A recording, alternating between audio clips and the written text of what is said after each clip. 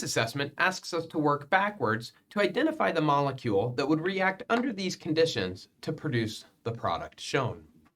Now, when we're looking at a problem like this, we want to be thinking about what functional groups are in the product to try to decide what we might have needed to start with in the reactant. And so if we look at what's present here, we have a methoxy group, an ether, we've got a carbon-fluorine bond, and we have this aldehyde.